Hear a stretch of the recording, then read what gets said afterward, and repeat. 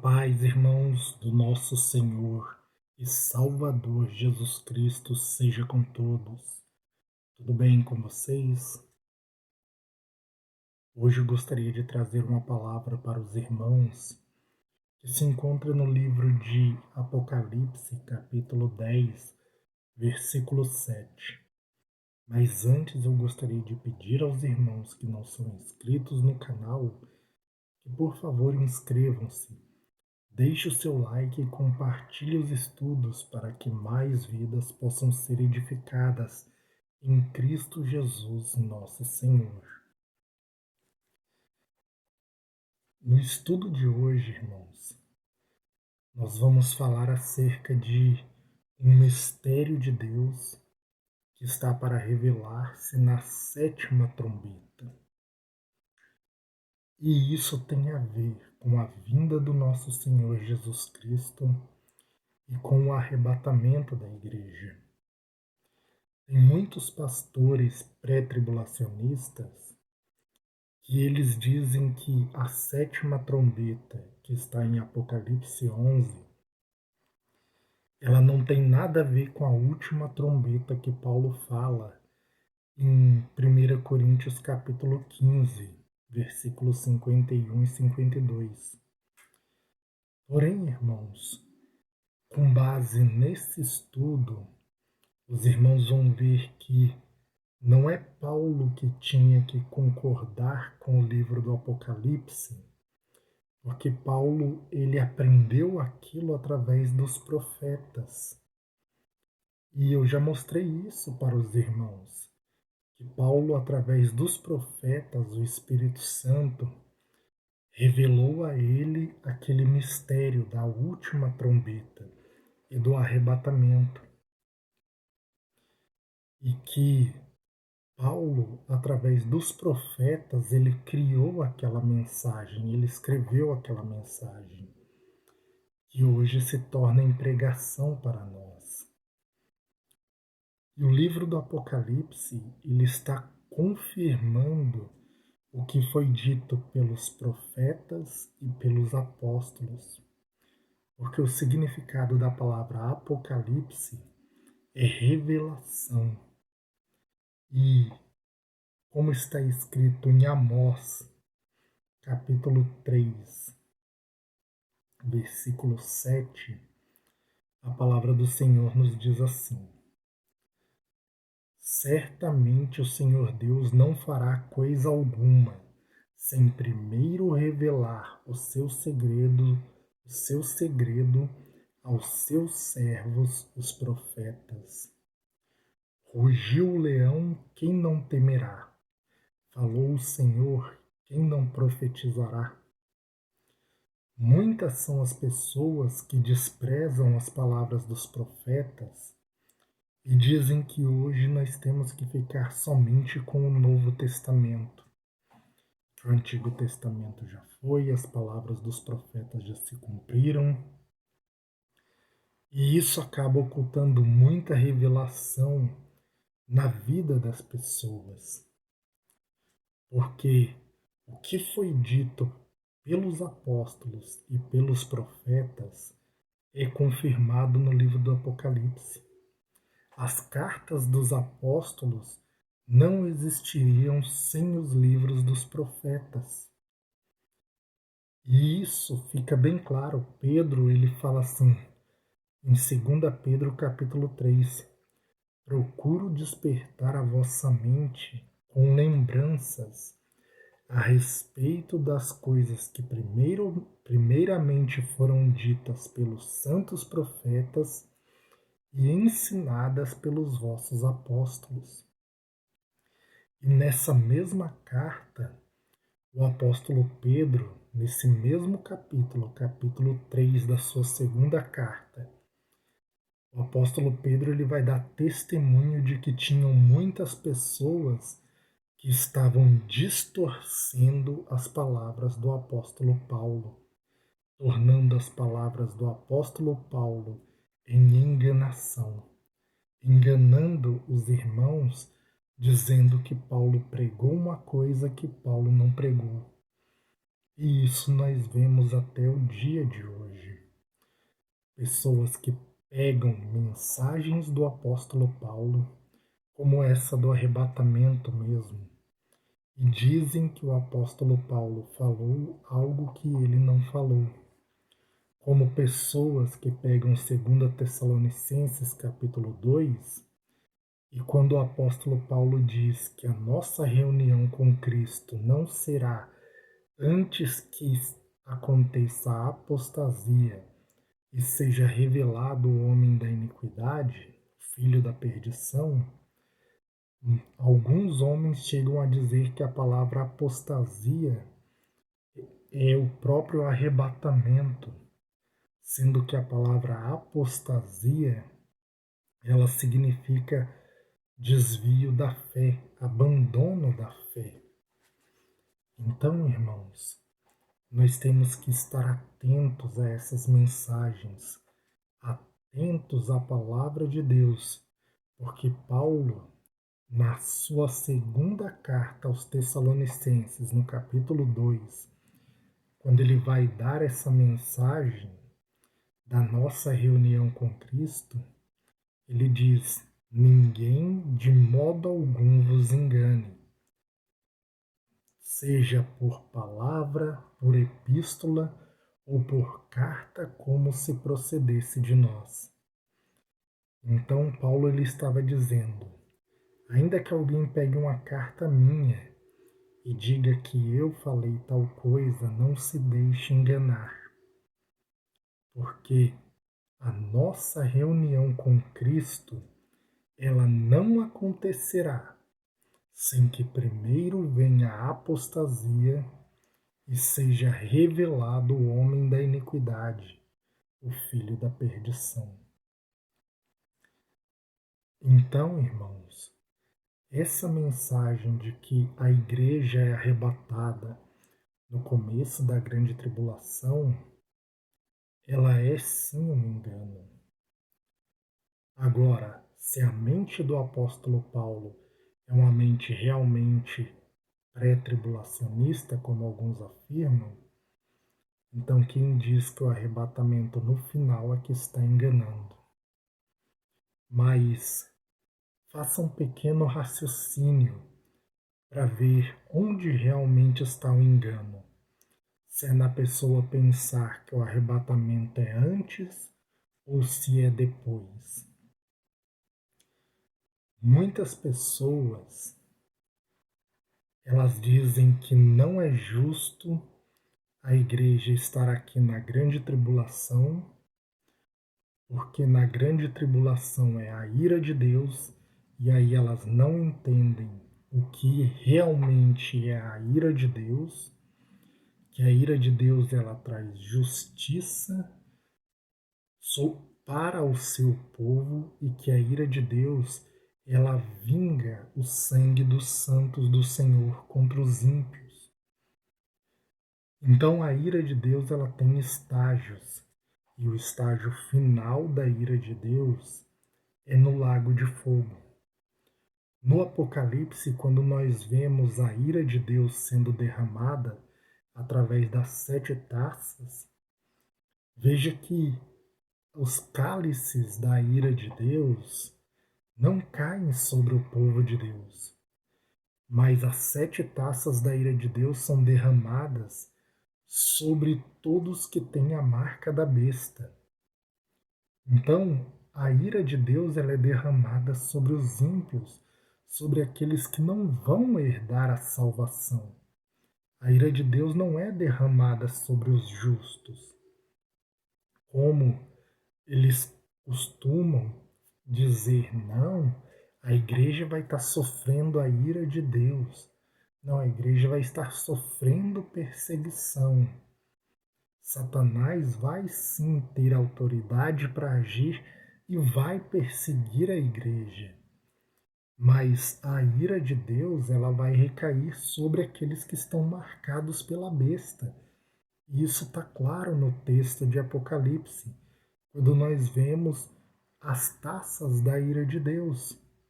Mas a perseguição ao povo de Deus acontece. A perseguição aos santos do Altíssimo acontece. E Deus ele se enche de ira para vingar a morte do seu povo, vingar o sangue dos seus santos.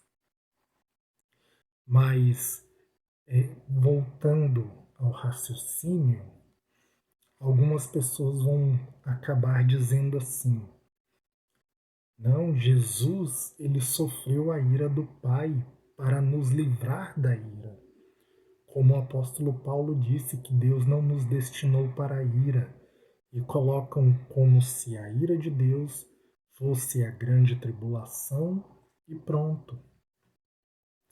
Então é assim, para essas pessoas, a coisa mais comum e normal do mundo é o Senhor Jesus sofrer a ira do Pai por nossa causa. Mas se for para nós sofrermos a ira de Deus por causa do nome de Jesus, para essas mesmas pessoas isso é injusto. Elas não estão dispostas. Então, qual mensagem que está trazendo o engano? Eu criar o pensamento na pessoa que ela deve se fortalecer, entender a mensagem das duas casas de Israel, entender que o povo de Deus está unido em um só corpo, que é o corpo de Cristo, tanto judeus como gentios, porque a pregação pré-tribulacionista ela faz também essa separação, porque tem os santos eleitos gentios, que é a igreja, e tem os santos eleitos judeus, que é Israel. Tem essa separação nessa pregação também. Então, além de ter essa separação nessa pregação também,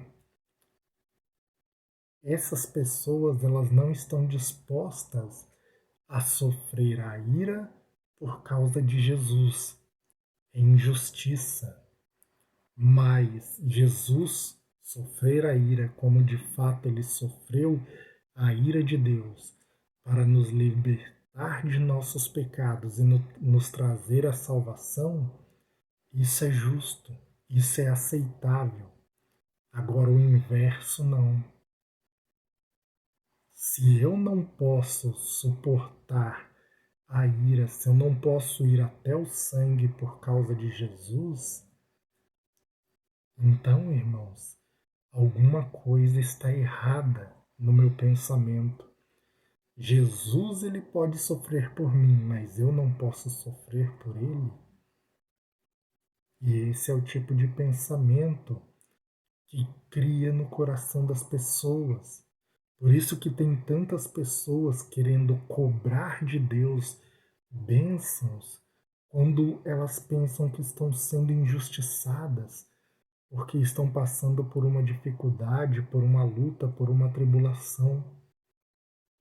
Então, não é errado você orar e buscar de Deus uma libertação.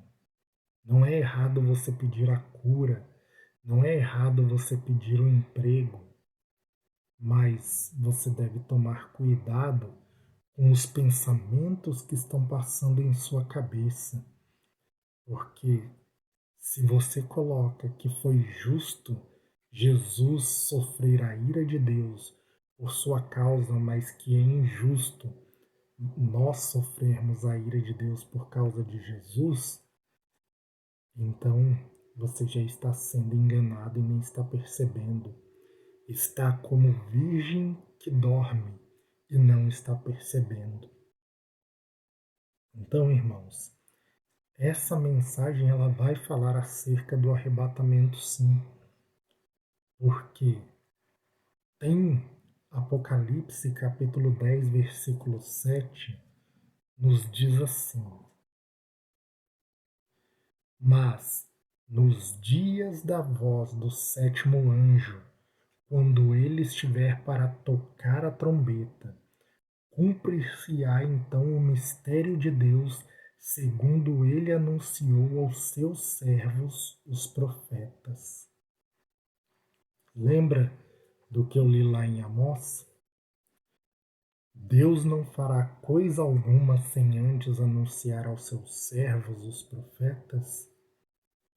E aqui em Apocalipse capítulo 10, está dizendo: nos dias da voz do sétimo anjo, quando este estiver para tocar a sua trombeta, cumprir-se-á o mistério de Deus, segundo ele anunciou aos seus servos, os profetas.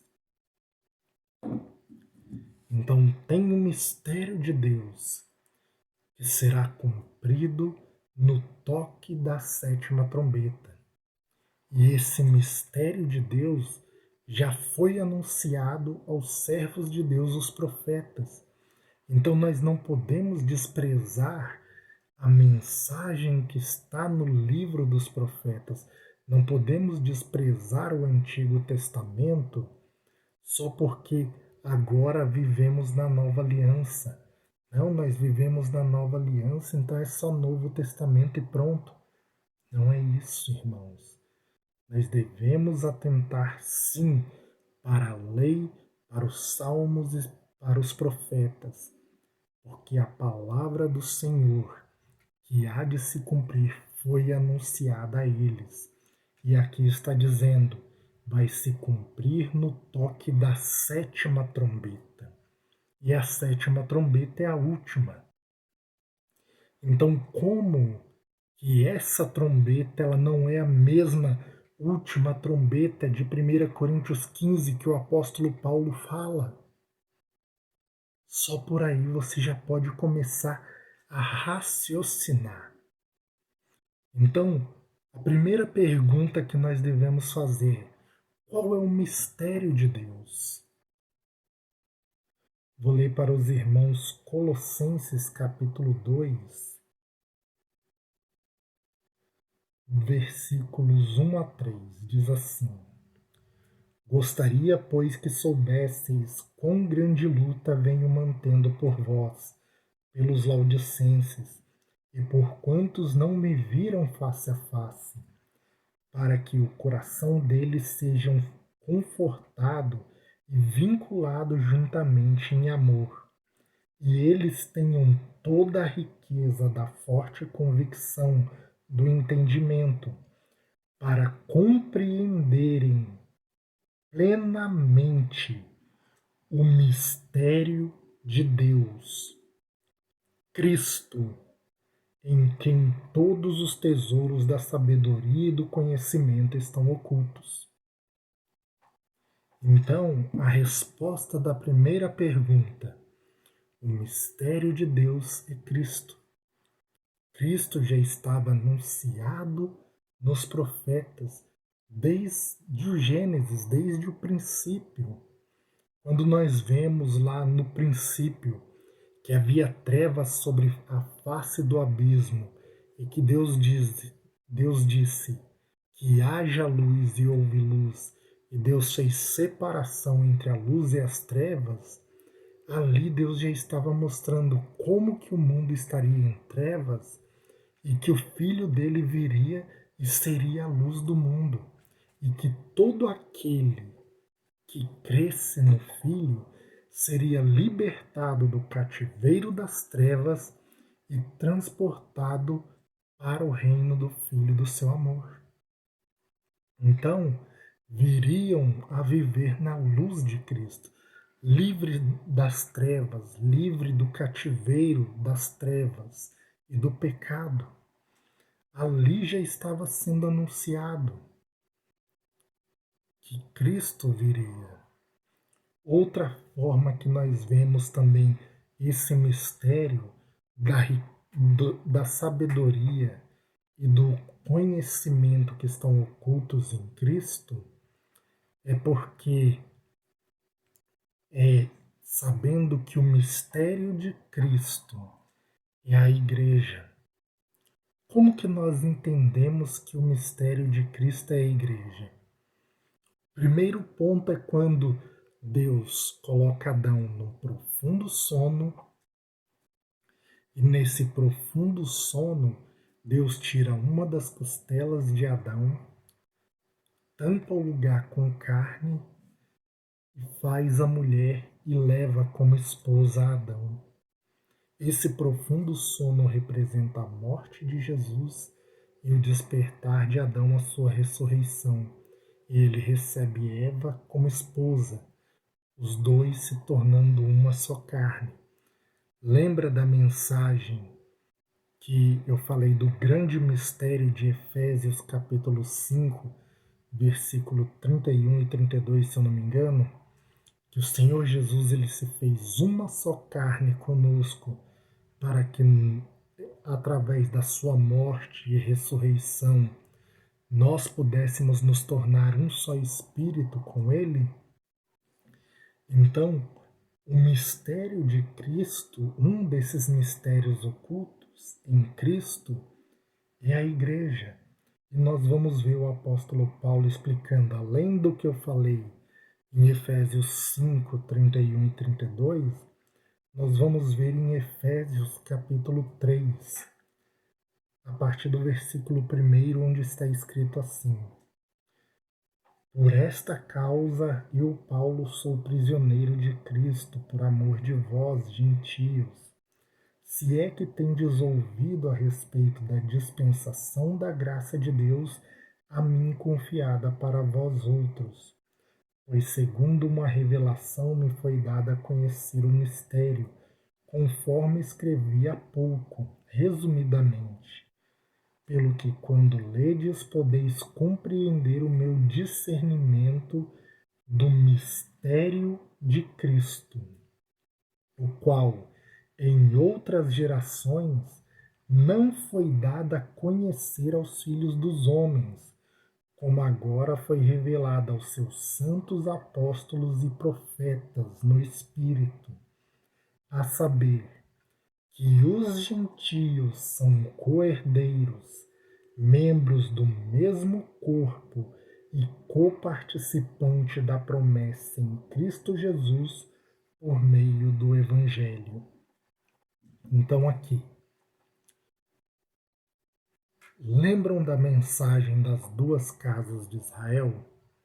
Que Efraim é a plenitude dos gentios e Judá é a plenitude dos judeus, de onde vem o Cristo?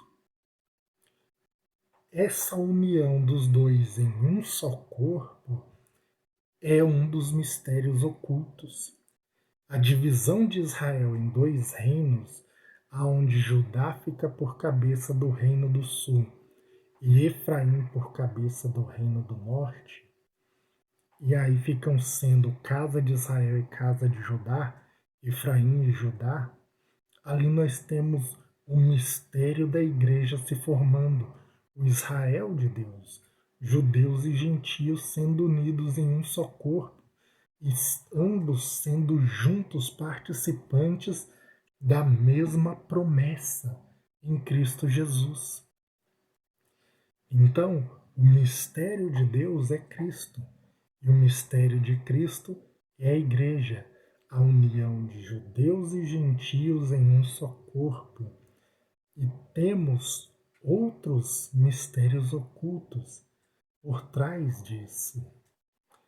Mas o principal nesses mistérios é Cristo e a igreja, ambos formando, judeus e gentios formando um só corpo e sendo participantes do reino de Cristo.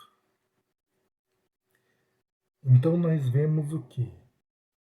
Que é falado que o mistério de Deus ele se cumpre no toque da sétima trombeta. E aqui nós vimos, resumidamente, o mistério de Deus sendo Cristo e o mistério de Cristo a igreja. Mas veja o que diz em Apocalipse capítulo 11, versículo 15. O sétimo anjo tocou a trombeta, e houve no céu grandes vozes dizendo: O reino do mundo se tornou do nosso Senhor e do seu Cristo, e ele reinará pelos séculos dos séculos. Então veja, O reino pertence a Deus. Só que ele ainda não tomou posse do reino do mundo. Por quê? Ainda tem profecias a se cumprir. Então veja, no toque da sétima trombeta, diz: o reino do mundo se tornou do nosso Senhor e do seu Cristo. Irmãos, se essa não é a última trombeta, como o apóstolo Paulo diz sobre o arrebatamento e essas coisas, se não são as mesmas trombetas, e se essa trombeta não está falando da vinda do Senhor Jesus Cristo, como que o reino do mundo se tornou do nosso Senhor Jesus? Como que o reino do mundo se tornou do Senhor e do seu Cristo? Se aqui não é a vinda dele? Eu já vi pastores que falaram: não, a sétima trombeta de Apocalipse não é a última, porque nós vamos ver que lá em Apocalipse 19 que Jesus está vindo. Irmãos, o livro do Apocalipse não está escrito numa linha linear. Deus ele mostra eventos, ele mostra a vinda do Filho e depois ele volta no tempo para dar mais detalhes acerca de mais coisas.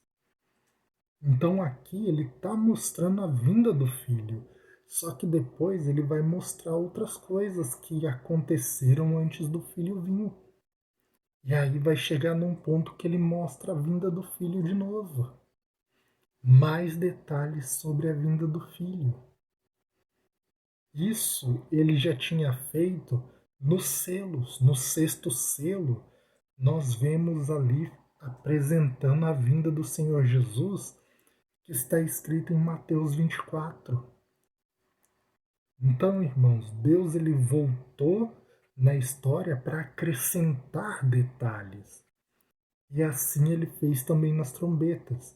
E agora, e depois da sétima trombeta, ele vai contar outras coisas que aconteceram antes e depois vai voltar na vinda do Filho. Ele vai fazendo isso.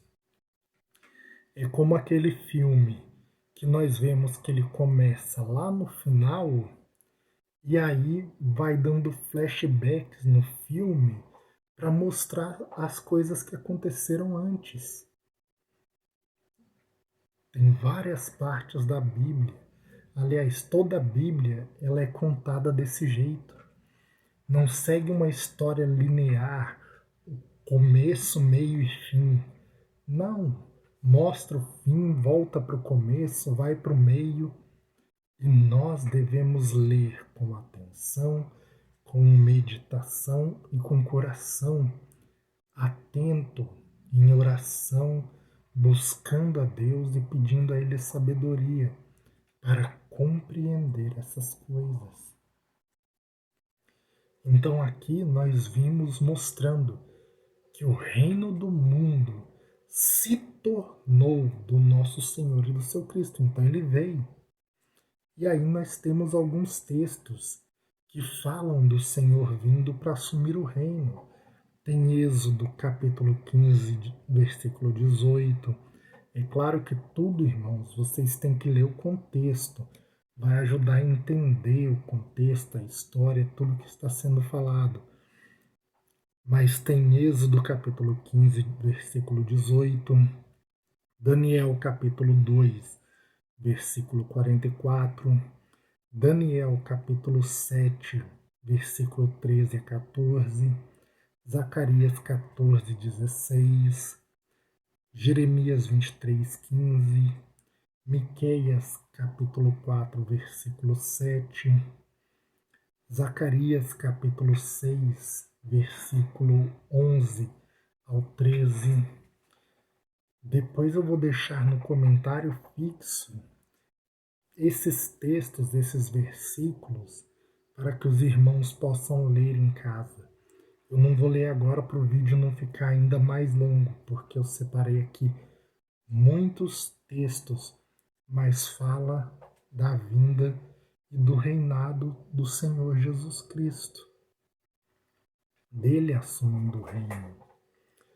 Então, meus irmãos, continuando aqui na leitura, vai dizer assim: E os 24 anciãos que se encontram sentados no seu trono diante de Deus, prostraram-se sobre o seu rosto e adoraram a Deus, dizendo: Graças te damos, Senhor Deus Todo-Poderoso, que és e que eras, porque assumiste o teu grande poder e passaste a reinar.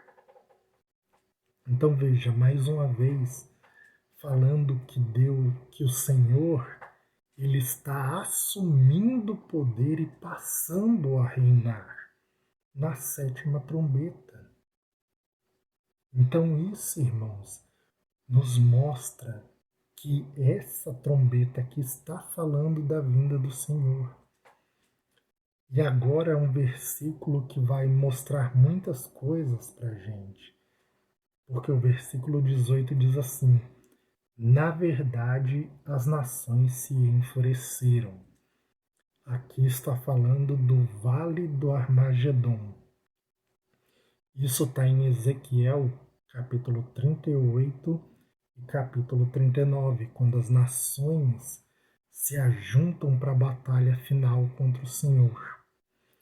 Aí diz: Chegou, porém, a tua ira e o tempo determinado para serem julgados os mortos, para se dar galardão aos teus servos, os profetas, aos santos e aos que temem o teu nome, tanto aos pequenos como os grandes, e para destruíres os que destroem a terra. Então aqui, para chegou, porém, a tua ira. Então aqui, ó, chegou, porém, a tua ira.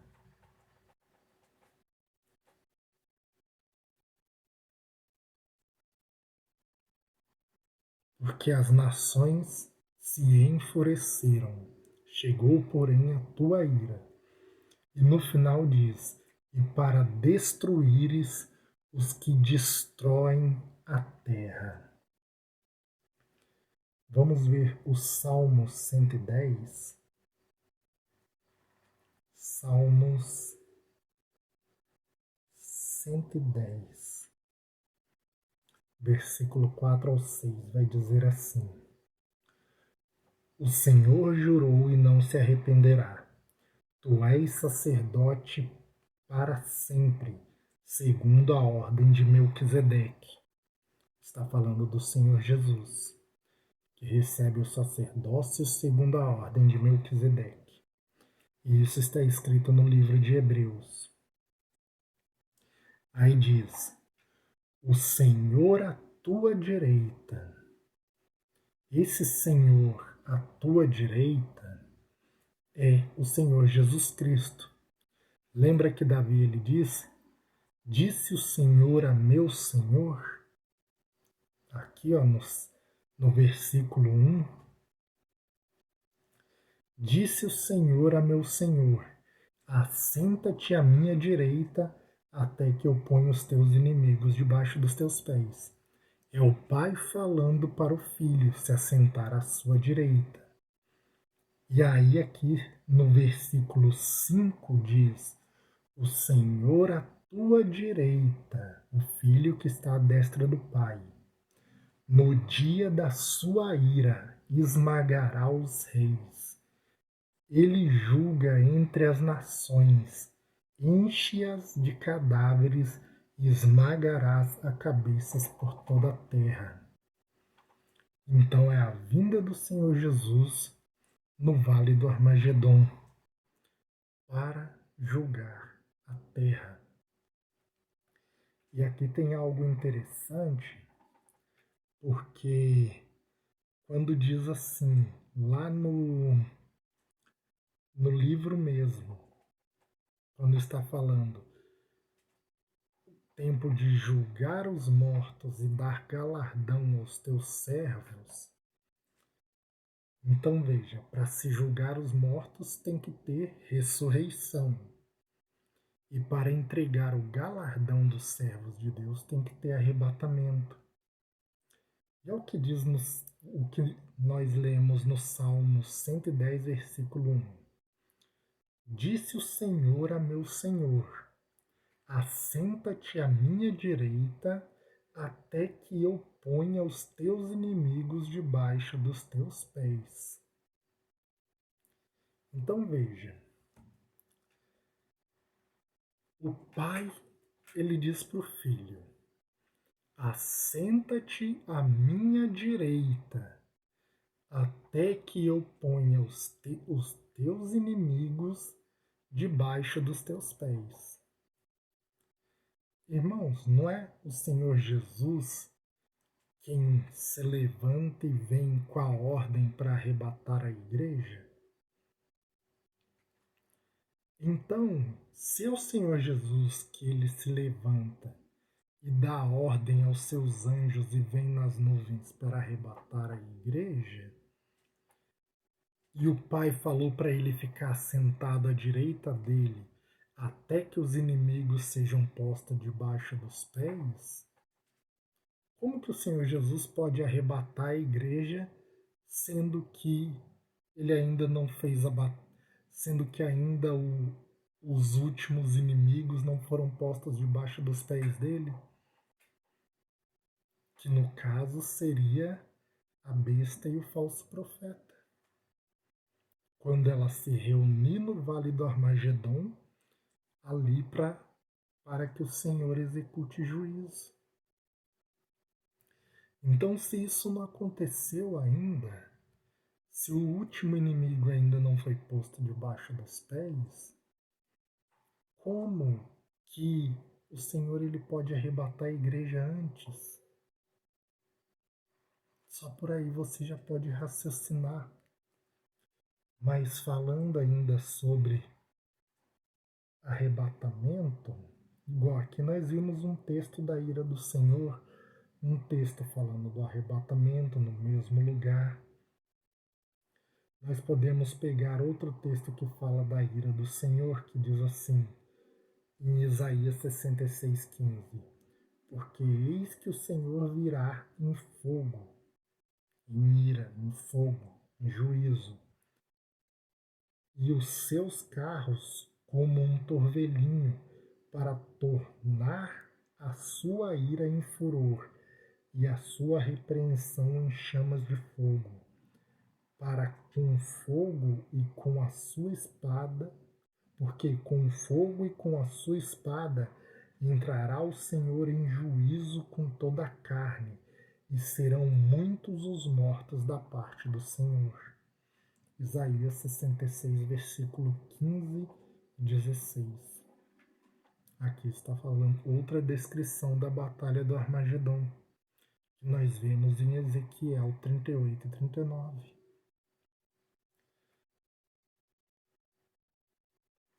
Aqui também em Isaías capítulo 27, versículo 12 e 13, veja o que diz.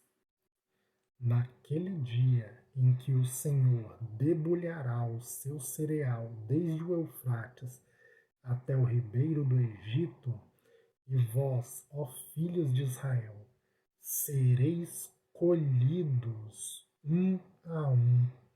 Naquele dia se tocará uma grande trombeta, e os que andavam perdidos pela terra da Síria e os que foram desterrados para a terra do Egito tornarão a vir e adorarão ao Senhor no Monte Santo de Jerusalém. Os filhos de Israel, segundo o apóstolo Paulo, não são os da carne, mas os do Espírito. Então vê, nós lemos textos, chegou a ira do Senhor, o Senhor derramando a sua ira sobre as nações que estão seguindo o anticristo. Eu poderia ter lido Ezequiel 38, mas o vídeo ele já está ficando muito longo, então eu vou deixar para os irmãos lerem depois. E aí fala, chegou o tempo determinado de serem julgados os mortos e dar galardão aos seus servos, os profetas. Então viram os filhos de Israel, que é o segundo Espírito em Cristo Jesus, serão colhidos um a um, arrebatamento. Daniel capítulo 12, veja o que vai nos dizer sobre a ressurreição. Daniel capítulo 12 diz assim, ó, nesse tempo se levantará Miguel, o grande príncipe, o defensor dos filhos do teu povo, e haverá o tempo de angústia, qual nunca houve desde que houve nação até aquele tempo. Mas naquele tempo será salvo o teu povo, todo aquele que for achado inscrito no livro. Muitos dos que dormem no pó da terra ressuscitarão, uns para a vida eterna e outros para a vergonha e horror eterno. Os que forem sábios, pois, resplandecerão como fulgor do firmamento, e os que a muitos conduzirem à justiça como as estrelas do céu, sempre e eternamente. E no último versículo, veja o que Deus fala com Daniel. Tu, porém, segue o teu caminho até o fim, pois descansarás, e ao fim dos dias te levantarás, ou seja, ressuscitará, para receber a tua herança. Então, chegou o tempo de serem julgados os mortos, ressurreição. Só que esse tempo aqui que está falando na última trombeta em Apocalipse 11, está falando da primeira ressurreição. Isso mostra o quê? Tem pessoas que pensam que aqueles que ressuscitam na primeira ressurreição, que serão reis e sacerdotes, eles não passarão por julgamento, mas passarão. Eles serão julgados e eles vão receber galardão. Então, assim, os que morreram ressuscitarão, passarão por julgamento e receberão galardão, e os que estiverem vivos serão transformados, isso se forem dignos de serem reis e sacerdotes. Os que não forem dignos, eles ficam para a segunda ressurreição. Aquele texto de Daniel, ele não deixou claro isso, ele mostrou uma ressurreição para a vida e uma ressurreição para a perdição e horror eterno. Mas deu-se a entender que as duas ressurreições aconteceram no mesmo tempo, mas não. Tem pessoas que fazem parte da primeira ressurreição e tem pessoas que fazem parte da segunda ressurreição. E tem pessoas na segunda ressurreição que vão para a vida eterna, porque julgamento vai abrir-se o livro da vida e o livro das obras. E essas pessoas do grande trono branco na segunda ressurreição, que é após os 1000 anos do reinado de Cristo, essas pessoas, ali haverão pessoas que vão para a vida eterna. Assim como também haverá pessoas que vão para o lago de fogo. Ali é o grande julgamento, é o juízo final. Mas na primeira ressurreição, tem as pessoas que, segundo as suas obras, elas poderão receber o galardão de reis e sacerdotes e reinarão com Cristo. E isso está escrito no livro de Daniel. Deixa eu ver aqui, Daniel capítulo 7. Daniel, capítulo 7, versículo 27, que diz assim, ó,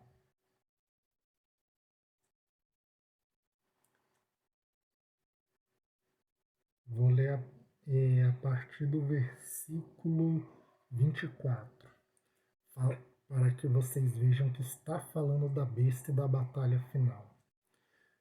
Os 10 chifres correspondem a 10 reis que se levantarão daquele mesmo reino. E depois deles se levantará outro, o qual será diferente dos primeiros. Abaterá 3 reis, ou seja, ele vai subjugar 3. Então não vai ficar 8 chifres, não, vai ficar 11 no total com o chifre pequeno, porque ele vai somente subjugar os 3 que não estão em concordância, mas ele não vai destruir esses 3, para que esses 3 também o obedeçam. Proferirá palavras contra o Altíssimo e magoará os santos do Altíssimo. Essa palavra magoará está errado. E cuidará em mudar os tempos e a lei. E os santos lhe serão entregues nas mãos, por 1 tempo, 2 tempos e metade de 1 tempo, 3 tempos e meio, 3 anos e meio. Mas depois se assentará o tribunal para lhe tirar o domínio, para destruir e para consumir até o fim. Então, o tribunal vai se assentar para julgar a besta, o falso profeta, e para os lançar vivos no lago de fogo. E aí diz que para lhe tirar o domínio, para destruir e consumir até o fim. Aí diz: o reino e o domínio e a majestade dos reinos debaixo de todo o céu serão dados ao povo dos santos do Altíssimo, e o seu reino será reino eterno, e todos os domínios lhe servirão e lhe obedecerão. Isso daqui é o que está escrito em Apocalipse capítulo 20, versículo 6, que diz assim: bem-aventurado e santo aquele que tem parte na primeira ressurreição. Sobre esses a segunda morte não tem autoridade. Pelo contrário, serão sacerdotes de Deus e de Cristo e reinarão com ele 1000 anos. Então, irmãos, viram aqui o reinado milenar de Cristo sendo falado, Jesus assumindo o reino e o galardão do reino sendo entregue aos seus servos também. E por último, no versículo 19, vai dizer, em Mateus 11:19, que o santuário de Deus se abriu no céu e foi vista a arca da aliança no santuário. Ali nós temos a Arca da Aliança, primeira coisa, ela fala de dia da expiação. E isso vai estar falando em Levítico 23, a partir do 26, que é o dia do perdão, o dia que os pecados são cobertos, são perdoados. A Arca da Aliança também ela é chamada de Arca do Testemunho. A Arca da Aliança ela foi feita como? Você vai ver em Êxodo capítulo 25, do 10 ao 22, que a arca ela foi feita de madeira de acácia revestida de ouro. E o propiciatório ele é de ouro puro. O que isso quer dizer? Quando se fala arca do testemunho, é porque ela está testemunhando acerca de alguma coisa. A madeira de acácia é um material terreno. Agora, o ouro representa a glória, a eternidade. A madeira revestida de ouro ela está representando a humanidade de Cristo e a sua glorificação, que Jesus ele se faria carne, morreria por nós, faria propiciação por nós pelos nossos pecados, expiação dos nossos pecados, e ele ressuscitaria e receberia um corpo de glória. Então é por isso que Paulo ele fala em 1 Timóteo capítulo 2, versículo 5, que o único mediador entre nós e Deus é Jesus Cristo, homem, porque Jesus se fez homem. Então mostra a humanidade de Cristo, o fato dele se fazer homem, e também a sua glorificação. E o propiciatório, que é de ouro puro, ele mostra a eternidade de Cristo. Mostra que ele já existia antes de nascer como homem, antes da fundação do mundo. E você vai ver isso em Miqueias no capítulo 5, que Jesus ele já vivia nos tempos eternos. Então, pegando ali um livro dos profetas também que fala de Cristo antes da fundação do mundo, Miqueias no capítulo 5 fala. Então, ali mostra a eternidade, então mostra, é um testemunho do que o Senhor Jesus faria por nós, mostrando seu corpo terreno, sua morte e sua ressurreição e glorificação. Então, mostrando um corpo glorificado, mostrando tanto a sua natureza terrena como a sua natureza divina e eterna. Em Zacarias, no capítulo 3, no versículo 9, Deus ele fala que vai fazer a expiação do povo em um só dia. Ele está falando do que? A expiação em um só dia. A vinda do Senhor Jesus Cristo. Porque Jesus ele fez expiação pelos nossos pecados na cruz. Mas nós ainda pecamos. E muitas pessoas que não entregaram a vida ao Senhor Jesus e aqueles que o desprezarem não serão salvos, porque muitas pessoas estão dando ouvidos ao mistério da iniquidade e rejeitando a Cristo. Então, irmãos, nós vemos que, embora o Senhor Jesus tenha feito expiação, ainda existe o pecado. Mas quando Deus fala, farei expiação em um só dia, então ele está falando da segunda vinda de Jesus, aonde vai se cumprir de fato a expiação. E isso tem a ver com a profecia das 70 semanas.